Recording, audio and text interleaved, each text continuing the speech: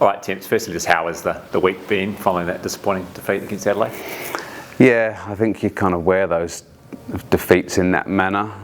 Really pleased with the first half and the amount of chances we created from open play. That's something we've been trying to improve on, I think, over the course of the season. So, yeah, I think I said after the game, we had enough chances to win probably 2 matches. So the players that are missing the chances are frustrated, the team's frustrated, I'm frustrated, that's just football.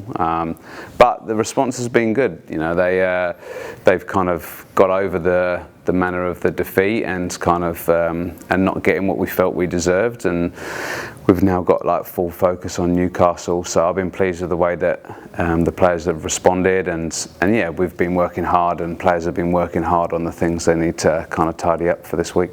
The challenge of the Newcastle Jets anyway similar to what you face in Adelaide? Yeah, I think a little bit. In the last 4 games they've been really picked up. Obviously Emily Van Egmon's had a massive impact in her little stint back, which you'd expect, the calibre of player she is. But I think it's given the team momentum, and they'll carry that through. So even though she's not going to be there, I do think the team will still have the confidence, and they're in good form, and they've kind of come right up the table. So yeah, look, I think they're really strong side, aggressive. They get tight, put you under pressure. They've really gone after teams in the last month or so, and it's worked for them. So I'm expecting the same.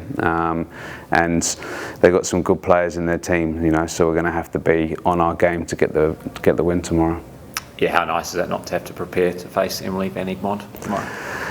I like it when these big players come back in the league. I think it adds massive value. I think we've seen that with her, crowds and just, levels of performance. So, personally, I think it's great the higher the calibre players. So, yeah, I'd like to play against all those, top players. But they still got other players that we need to be thinking about and be cautious of in terms of what they can provide. It's not a one-man team, So I think from that perspective, I think the team and the structure probably stays the same. And yeah, we've got a few things up our sleeve that we hope will obviously give us a little bit of an edge and advantage as well. So it's been good to prepare for them this week. I think that kind of man-on-man pressing all over the pitch and where they get really tight on you is a little different from what other teams are doing in the league. So yeah, it's nice to have something tactically different to kind of prepare for.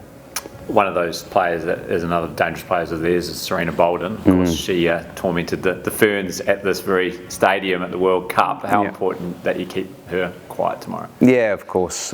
She's hit the ground running for them and scored some goals early on.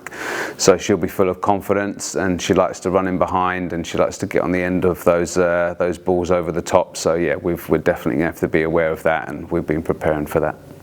Isabel Cox has now joined the squad fully, been training this week. How has she settled in? Yeah, really good. Yeah, she's an amazing girl, really taken to the environment, and kind of, it's a tough thing, to move kind of especially mid-season and join a team. I think it's always a little bit tougher coming in that circumstance. So it's been tough for her, but also she's been great. She's a really nice girl. She's worked really hard this week at training, shown little bits of what we can expect from her, which is exciting. So it's good. And I think she's settled in off the pitch really nicely. I think it's helped having the other American players in that house and being with them and together. So so far so good. So we're expecting to see a little bit of her tomorrow.